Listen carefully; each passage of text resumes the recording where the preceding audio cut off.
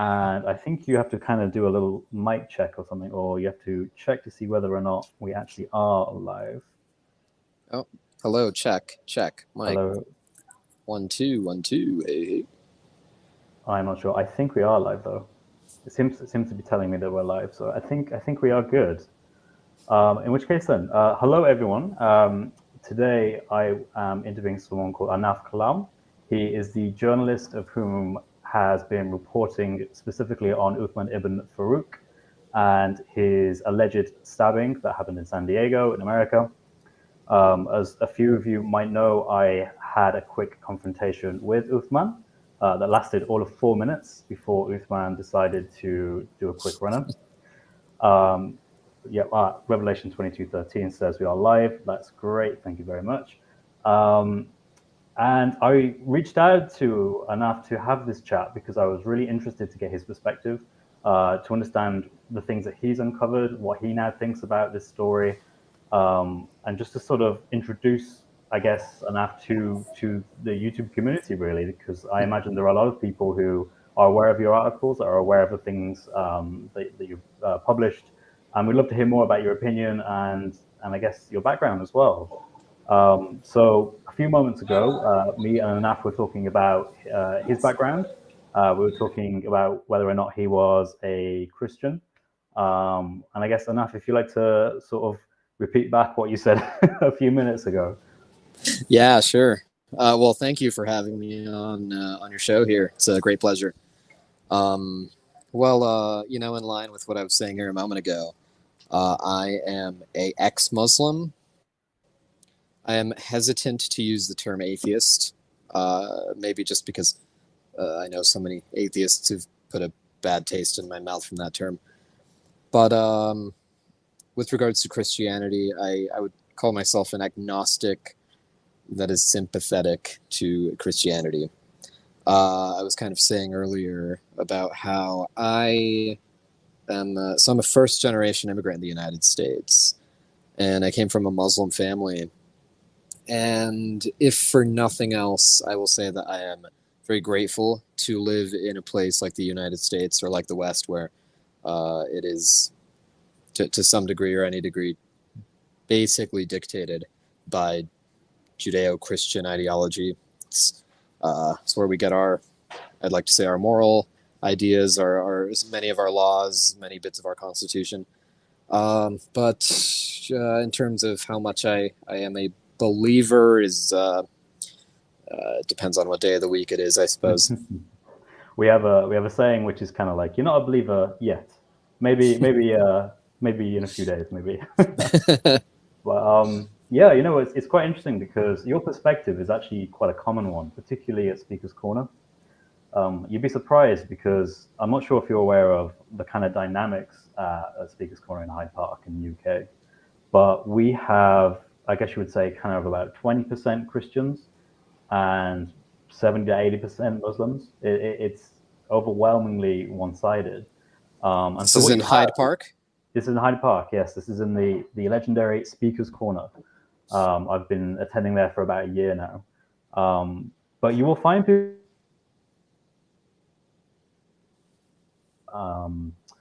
religiosity, they don't have any care for belief whatsoever. They have nothing to do with Islam or Christianity, and yet they will talk to you and they will do everything they can to help you defeat Islam intellectually.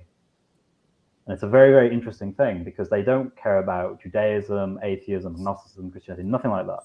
They are only cared about one thing, and it's because they see the culture and they see what's happening in the UK and they see Hyde Park as a reflection of that.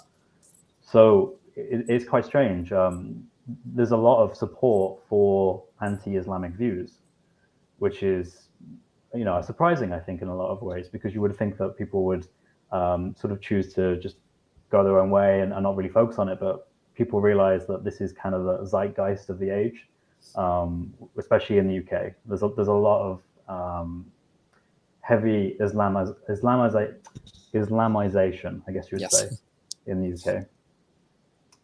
But yeah, that's great to hear. Obviously, I hope one day you look further into Christ, but I'm sure you're very much. I'm about halfway through C.S. Lewis's Mere Christianity, so Ooh, are you? Oh, nice. I am quite moved by it. So maybe we'll have a talk afterwards. Yeah, awesome. I also like C.S. Lewis, as you can imagine, a lot of Christians do. Um, it's very, very popular, especially in the UK, since he was from here as well.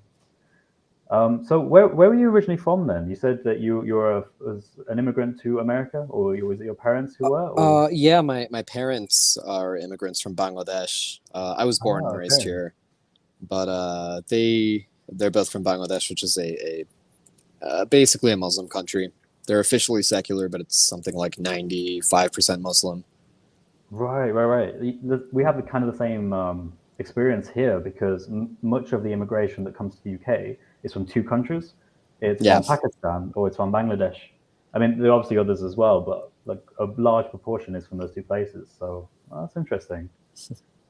But okay then. So I guess let's start off by talking about how you got involved in this. Like, how did you first be interested in this? Yeah, take us on that journey, I guess. yeah. So it began when I was actually researching for a different article that I was writing about Uthman ibn Farooq and an appearance that he was going to be doing at a mosque in Tampa Bay with another radical Islamist imam from Denver. And while I was doing that research, that's when I had come across that video about Uthman getting stabbed. And I watched the video, I saw the photos, and it did not, what I saw did not pass the sniff test for me. Uh, the photo looked to me obviously fake for so many reasons. The acting to me was just comically bad. There was that article in the San Diego Union Tribune that was just extremely vague. It wasn't even absolute in knowing that the police department had any records or evidence, or that they'd been able to get into contact with anybody. And so, I saw this, and I have actually written several times in the past about other uh, call them Islamophobic hate crimes, or instances of Islamophobia that happen, and basically all of them turned out to be staged. And one of the things that is characteristic about all of them is that they always will use it to gain the public eye so that they can say that, oh, the Western media will not cover this because they're Islamophobic. The police will, they won't investigate because they're Islamophobic. Groups like Islamist groups, in this case, like CARE, the Council on American Islamic Relations, will always pounce on these stories as soon as they hear about them, never even bothering to check if they even happen before dishing out their accusations of Islamophobia wherever they can. But after I saw all of this, I decided first maybe to do some kind of elementary digging. So I looked on San Diego's police records that are all available in public databases for their city. And the most easiest to access is their hate crime database, and I imagined that would be the easiest database to parse through that information. And of course, there was nothing. In fact, the only other hate crime reported that day was like two women in a fist fight in the other end of town. And so then I thought, okay, maybe it was maybe not reported as a hate crime. So I went to the City of San Diego's records on their website. It's all publicly available. You can do this at home if you'd like right now. And when I put in that query, they required a date and a location for the incident. And since the police, according to that article, had apparently no idea where this happened, I figured I'd watch the video a couple times, and I'm lucky because Uthman is quite sloppy in covering his tracks and these things. So I was able to pretty easily figure out this location, and from there I submit that information to the police department, and once again they turned back with absolutely nothing. doing my due diligence as a journalist, I thought maybe I'm just asking the wrong office, or maybe I misspelled something. So I got in touch with the police lieutenant who Uthman had apparently been in touch with, according to that Tribune article.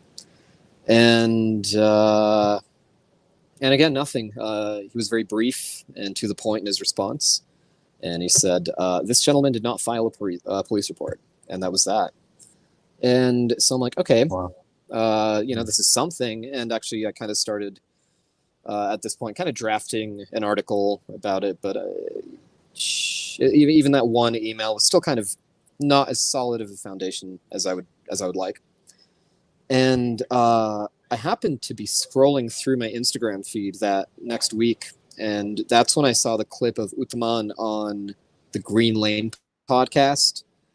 And that's where he says that the attacker has been arrested, and they got his fingerprints from the knife that Uthman had managed to wrestle out of his hands with apparent superhuman strength, which that also just obviously that to me was not true. They could have easily just gotten the security camera footage and license plate. There's no way they would bring in a DNA forensic specialist for this.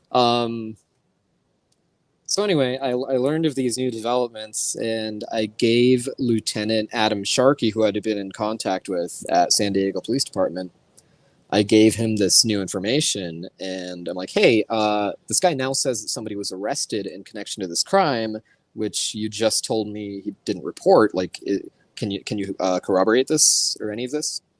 And Lieutenant Sharkey says, well, basically, for us to pursue anything, really, there has to be a police report or a record of it. And without that, our officers don't even know, what they're looking for. So there could not have conceivably been a arrest regarding to the case. And so I heard that.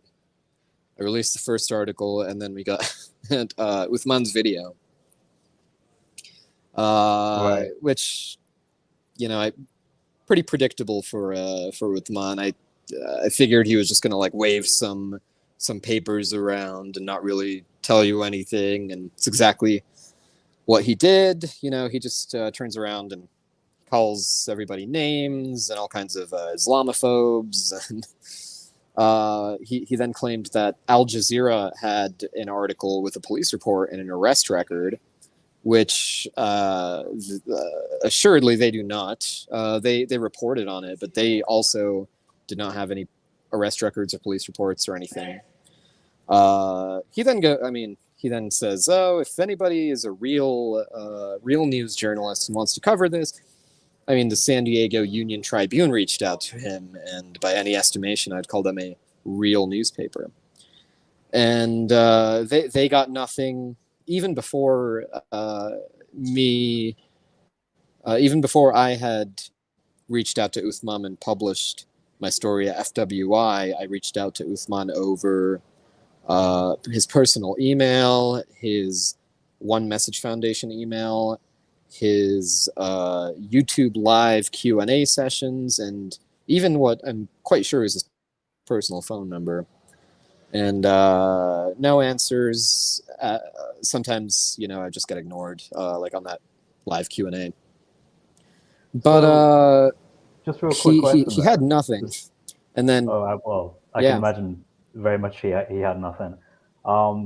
So yeah, what was I going to say? There was something when you mentioned the video that he made in response, right?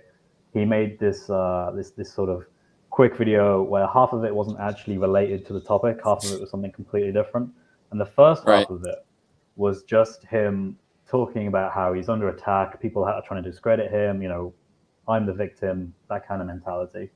And then he waves this piece of paper around, doesn't show you the piece of paper. It's kind of like, you have to be kind of a little bit, quite a lot of stupid to not realize that to get rid of this whole thing, just show the piece of paper. Like of all the things not to do, you would have thought that would be the thing, right? It would take nothing. Yeah, when I met him at Speaker's Corner, I said to him, like, you can refute me in 5 seconds. You just need to tell me a contact detail that I Yeah. can use to validate what you're saying, and that's it. Like, you don't need to talk to me anymore. That's it. But yeah, he brought up the whole Al Jazeera story. He thought that that was some kind of defense. Now, I hadn't actually looked at that at the time, but I thought this was. I could bet money on the fact that this is just a random article that doesn't tell you anything new, that is literally just repeating the same Yeah. narrative that he's already said. So I thought, yeah, I'm not trusting that. But as soon as I saw the video he made in response, where he And just waved, I think he. I knew it was fake. I knew it was fake at that point. I knew he was lying. So as you were saying, Yeah. I think he really shot himself in the foot even by releasing that video.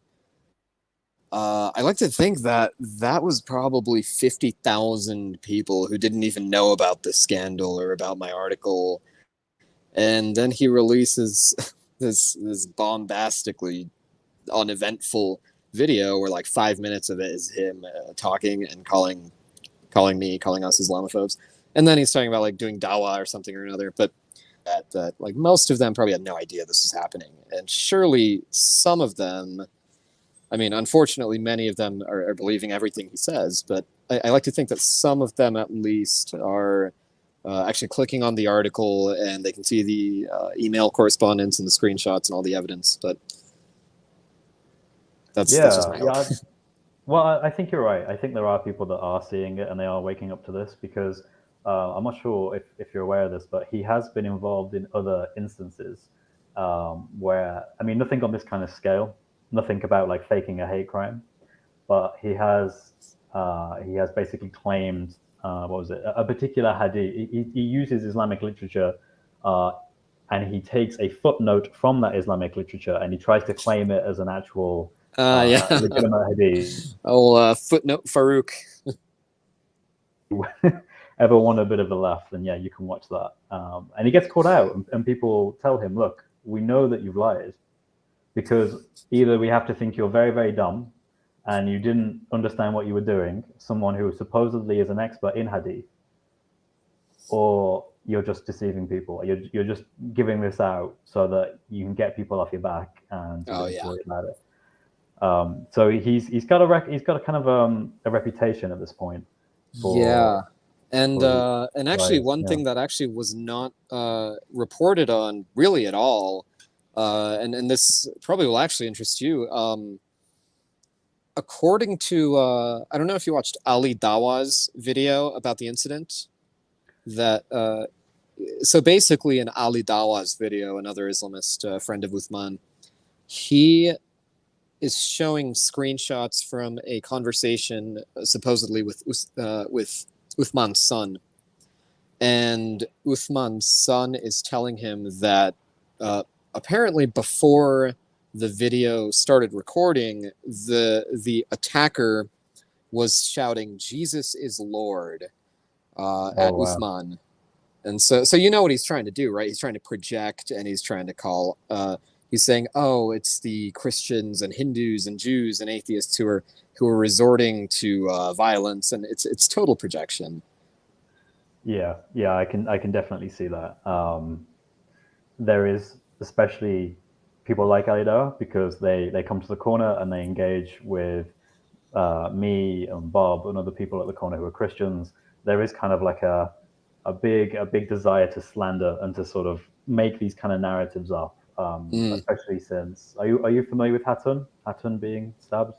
Hatun is he Hatun, the guy from? She's like a Turkish lady. She's an ex-Muslim. She comes to Speaker's Corner. Oh, I'm not familiar. About last year, she was stabbed at Speaker's Corner in public, in front of a lot of people, and the attacker was wearing a COVID mask as well as like a raincoat. So you couldn't see who he was, but he was on camera, and people uploaded it to their channels to show this happening.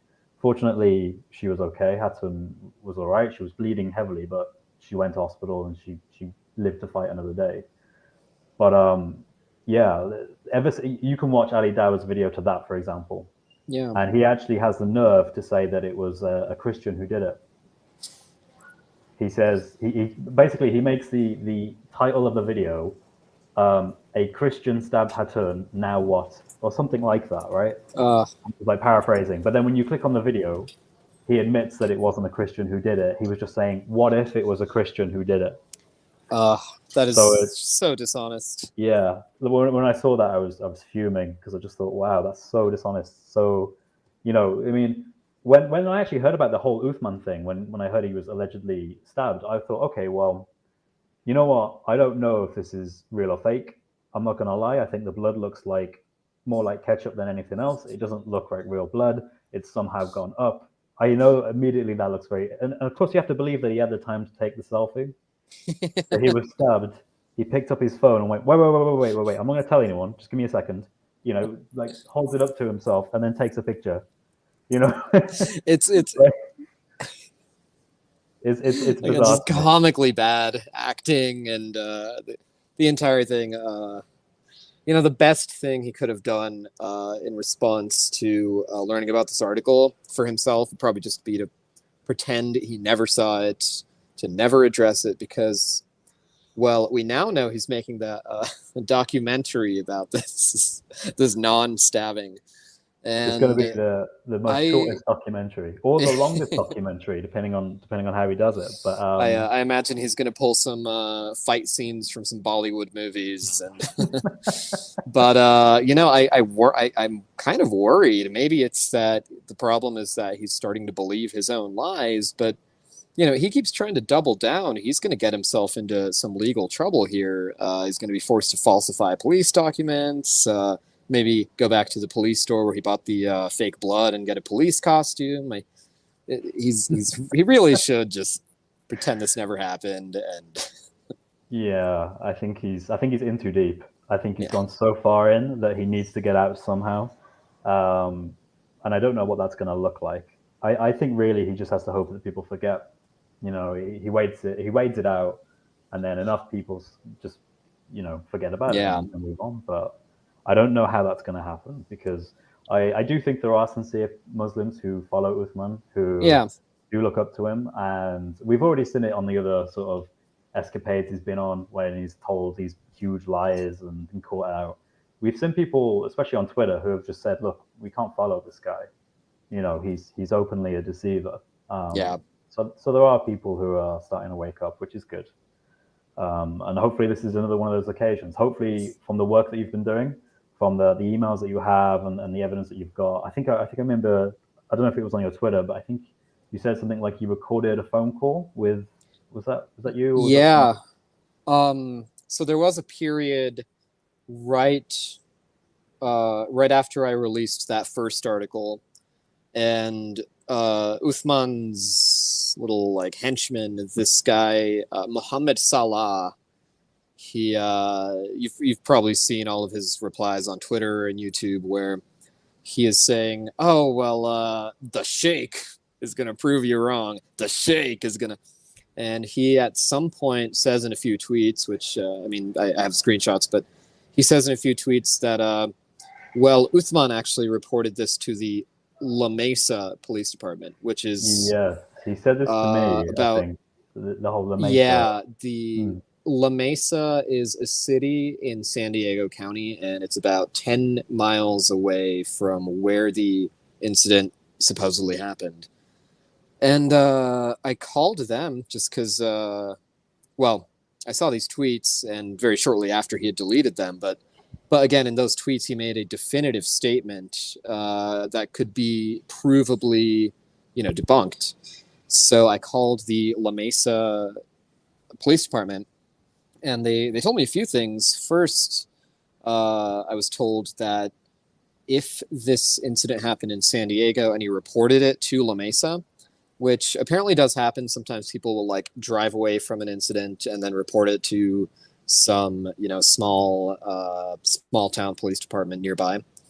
Yeah. But if that were the case, and if that were the case for any nearby police department, they would just transfer that case over to SDPD. And then I'm transferred over to the lieutenant in charge of the records. And I kind of told her what I'm investigating, and I sent her the original article I'd written. And so she looks through La Mesa Police Department's records. She looks through the sheriff's records for the county. She looks through all of the nearby San Diego hospitals to perhaps cross-reference a police report with an incident there. Oh, wow. And she looked through like some of the basic county court records, and she found absolutely nothing.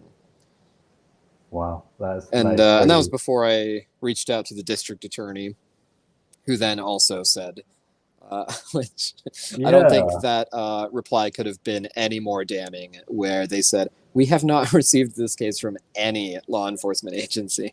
yeah, because I mean, he's now sort of dug himself even further because now it isn't just that an incident happened and he was injured.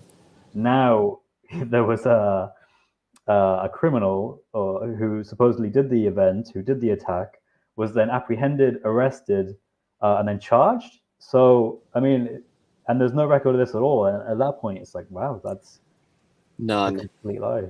And my prediction is that in this documentary, he will show us how his alleged attacker has now embraced Islam. Yeah, I think But what he's going to do is he's going to find the same guy that was in the video and go up to him and do this whole thing with him about how he forgives him because of how merciful he is, and you know, it's it's bizarre, but yeah, from everything you've done, I think it's quite evident at this point. I mean, how would you even defend it if you were Uthman? How would you go from here other than just make this documentary and try and get out of it? I don't think there is anything, right? I don't think there is anything you could say at this point. no, who was it? Was it might have been the people at DCCI Ministries, or it might have been somebody connected to them. Just But to just to quickly mention, DCCI Ministries is Hatun.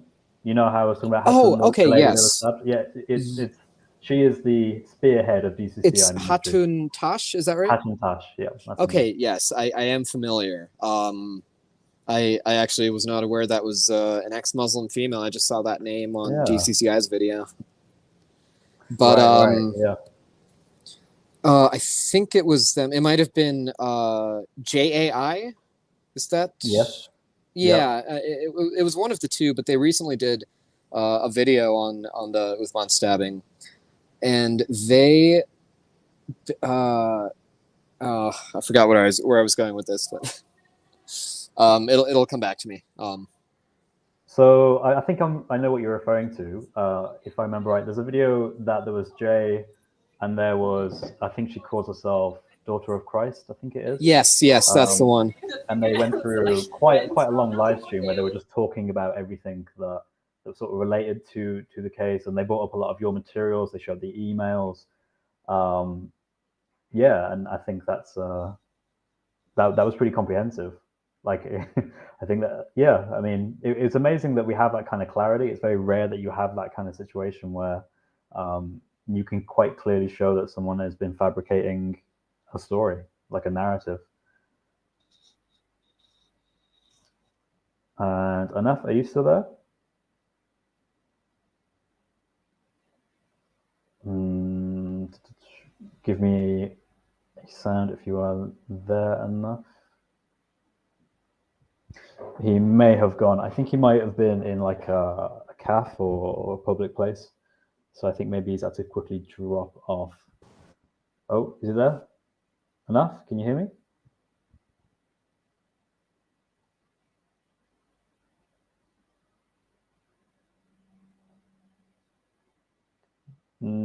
Hello?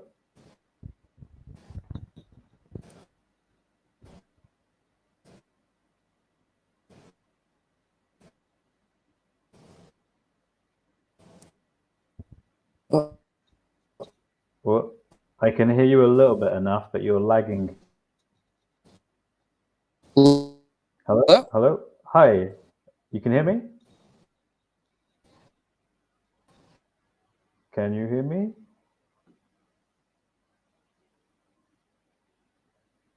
Enough? No? Okay, I'm just going to give him a few minutes to reconnect because I think he's in a public place. I think maybe the Wi-Fi there is not very good. He was having issues with his phone earlier and with his laptop.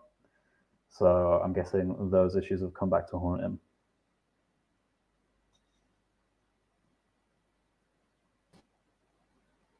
Because I can hear you just a little bit. You're kind of like, you're there, but you're just lagging a lot. Like your internet is really, really bad.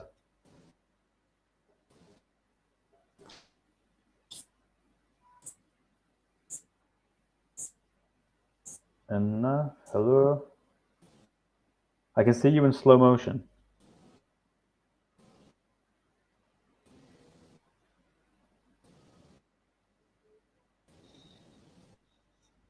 Hello?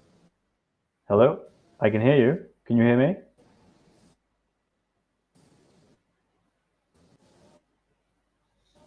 Hello?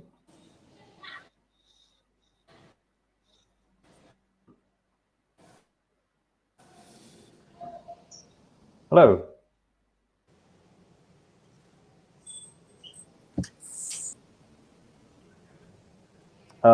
Is my audio okay, guys? Just real quick. Am I really quiet? Am I over loud? Just give me a quick audio check so I know if I need to change any settings. He's going past a black hole there. Okay, so in the meantime, while Anaf is fixing his audio, I'm going to quickly go through some of these comments and just show some comments that you guys have made.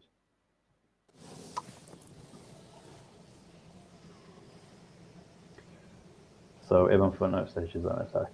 Yep. I like this one, the Jussi Smollett of Islam. I think that one works quite well.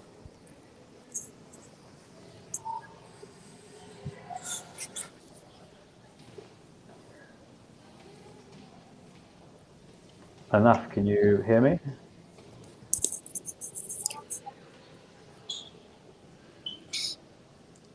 Hello? Hello. Hey, can you hear me? Yes, can you hear me? Yes. Can you see me? I can't see you, but I can hear you, which is Okay. like a much bigger improvement than before. So Great. Yeah, sorry about that. I'm not entirely sure what happened. I think it was with my internet here. no worries. Are you in a public, like, are you on public Wi-Fi? Yes. Right. Okay. That might explain it a little bit. But yeah, no worries. So do you have any, like, going back to what we were talking about, do you have any plans for what you're going to investigate next, or is there anything that you think could be investigated, or do you think it's just done and shut at this point? You know, you've looked at La Mesa Police Department, San Diego Police Department, the District Attorney, and I guess you mentioned it also included things like the hospitals, right, nearby. Yes. Well, that was all. That's we've basically covered all our bases here, but I'm just curious what he's going to say next, because he also doesn't seem to realize that he just keeps giving us more and more content to write about the more he digs himself deeper. That's why I brought up that that DCCI video. They had mentioned in that video, kind of what you're saying here. What is Uthman going to do next? How much further is he going to dig himself? And they basically said that they think, well, there's nothing left to do unless he says, oh, I used a different name. This is not my real name. And I'm starting to think that he might start to watch these videos just to get ideas that he had not thought of himself yet.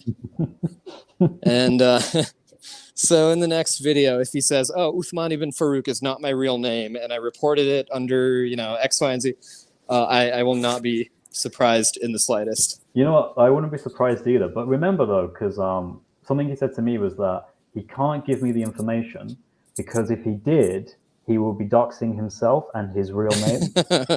So either he was lying about that, because that obviously implies that his real name was the name that he used, which is different from Uthman. So what I mean by that is I don't know. I find it difficult to believe that. I think that he's just digging more and more holes for himself, really.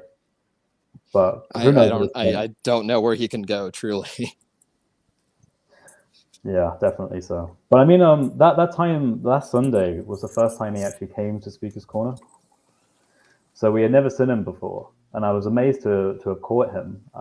He turned up, and he had basically sort of went to a corner of Speaker's Corner, and then he kind of had his own little entourage around him, and he made it very clear that they were kind of vetting who they wanted to come and speak with him.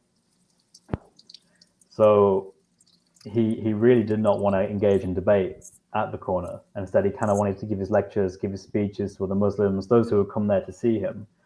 And there was a Christian that came up to him to debate him, and he immediately the crowd tried to get the Christian away because they didn't want Uthman talking to anyone else. And then yeah, finally he managed to debate him, and that did not go well for him. So he did a runner, and that's when I caught up with him and I asked him the questions. But yeah, I guess apologies for not remembering your name in the heat of the moment. Oh yeah, that seems to be the only thing he had on you is that you can't remember the journalist's name. Yeah, yeah, which is bizarre, really. I mean, I was about to go pull up some of your articles to actually show this, to actually show like who you are, like this person is saying this.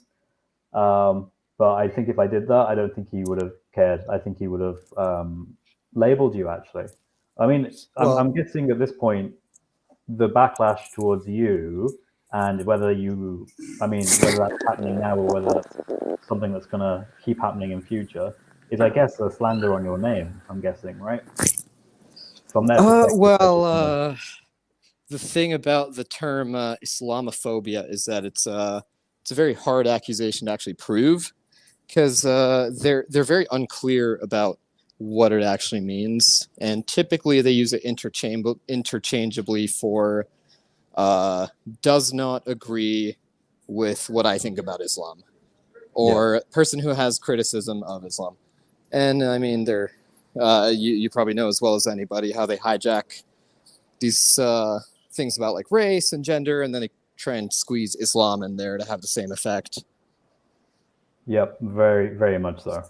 Um, and I also guess, given that you're an ex-Muslim, I'm guessing it's also sort of doubly like what you call it? It's more upsetting to them because an ex-Muslim is Yeah, making these kind of it's critiques. there's that, and then there's just the whole aspect of my commute, my family, many of my friends are all Muslims, and it's such a damn shame to see otherwise very reasonable, intelligent people just fall for this so easily because they want to believe in a narrative that, frankly, I don't think is there. Uh, but they're willing to, like everything we've seen on Twitter and social media about this, they're willing to totally ignore the evidence, totally ignore uh, just everything right in front of their eyes, just so they can hold on to this idea that Muslims are persecuted and Christians are evil and they're out to get us and stab us. Yeah, well, that's pretty much the same here. In the UK, it's very much that kind of narrative, although I think it's further along. So in America, like you'll have to forgive me because my knowledge of America is fairly limited. But my understanding is that you have a state which is it Melbourne? Is Melbourne a state or a city? I'm not quite sure.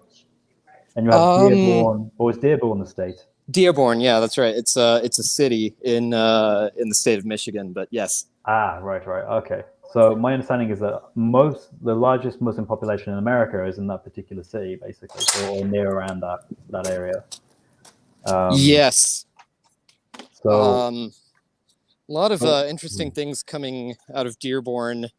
I'm not sure if you saw the recent incident where there was a public school board meeting, and a number of Christians and Muslims had basically, joined forces and put aside their difference, and they were talking about some of this like LGBT ah, trans stuff that had been yes, appearing in public school libraries. yes, I did read about this. Yeah, we actually have something very similar in the UK. As again, the same sort of thing. We had Muslims who were protesting against the introduction of LGBTQIA plus whatever it might be material to. I think it was either second. I think it might have been primary school or secondary school. Um, and to be honest with you, it's something that I think they, being a Christian myself, I do agree with the understanding that LGBT is not what I would describe as a morally good thing in terms of its behavior. Sure. But the Muslims are very passionate about that, and they actually go out and they protest, and they can do it in sufficient numbers, and they can actually sort of pack a punch, if you see what I mean. Whereas I'm not Yeah. maybe that's the same in America with the Christians there, but the Christians in the UK, it's very different. It's much more watered down. We're sort of more diverse. We don't congregate as much as we used to. Yeah. I think in the US, this might be true in the UK and parts of Europe. Many Muslim groups like this might actually have the upper hand here because you can't just say, oh, these are just your run of the mill white Christian bigot zealots or whatever. They have the shield, and it's one of the things that I'm sure across the West nobody really wants to come to terms with, which is what happens when liberal ideas open the way for the most illiberal people among us and give them cover. Yeah, I can see that. There's there's a great sort of difficulty really because I mean I understand that you're not from the Christian perspective, but if you're in the UK and you're a Christian or I guess even an atheist actually really there isn't any kind of equivalent. So when someone does something and they accuse someone of Islamophobia, there is no equivalent term. So in effect, you're kind of stuck with this label, and there's no equivalent term, if you see what I mean. So you're Yes. always constantly on the backslide. It's a very morally weighed argument from the very beginning, and it's very difficult to get around. And I think it's hard to combat. I think really it's things like these that actually help us probably the most because we get to take these people who are leaders of their community, who are very well respected, and we get to say, look, you've done some really horrible things. Um, And you're you not don't particularly even good person. Yeah. and you don't even have to say a word of your own. You have to just let their actions and their records speak for themselves. Yeah, it's kind of like you just keep encouraging them to speak because you know when they speak, it's just going to be condemnation of their own actions, and yeah, it's kind of amazing how it all plays out. But It. sorry, you were going to say? Oh no, go on. So we're coming up to 48 minutes now. So I guess people can contact you on your Twitter. I'm guessing your Yes. Twitter handle, which I put in the description. I don't know. Is there any other way for people to reach you if people want to get hold of you to email you or something? Typically, Twitter is probably the best way. It's just my first and last name, Anaf Kalam. I respond to my emails. Same thing. My public email is just my first and last name, anafkalam@gmail.com. I usually sit in front of my computer and my phone all day, so I am quite responsive if anybody would like to reach me. Nice, awesome stuff. I see. I would like to say we could take questions, but I'm not actually sure if I'm going to look for the comments and see if there's anything there that looks like it's a Oh question. no, my camera went down and everybody has decided I. Oh no, it's all good. I like this one. Can you see the screen at the moment? I'm looking for the right screen on my phone still. Well, someone posted, Uthman will never be a truth man. I think that's pretty good. Oh, that's good. That's right up there with Ibn Fibbin. Yes, Ibn Fibbin. You heard a Ibn Fibbin footnote? Yeah. You heard that one? Yeah, that's related to the footnote tonight. My favorite is the ketchup shake. Yes. Oh, here we go. We got one from Shamunian. Hi, Sam. Good to have you here. Chris's speakers changed the name Uthman to Utham. Oh, I see. Right. Oh, yeah. I think I should. I'll have to change that. But yeah, what else have we got? Dearborn. Yeah, just going through comments, but I think we're good. Yeah. Well, Yeah, it's been an absolute pleasure having you here. well, It's yeah, been great you to as well. finally, I yeah, know it's getting late there. You're it's nearing like 10 o'clock over there. yes, it is coming up to 10. But Well, it's been a great honor having you on, and this has been my first live stream, so thank you for being a part of that. oh yeah, of And, course. Well, it's been my pleasure. Happy to come on anytime. Should Uthman release that documentary and then we have new stuff. it will be great comedy. Great comedy. We'll get a great laugh out of it, I think. All right then. Take care, everyone, and I'll see you in the next video. All right. Take care. Bye-bye. Bye.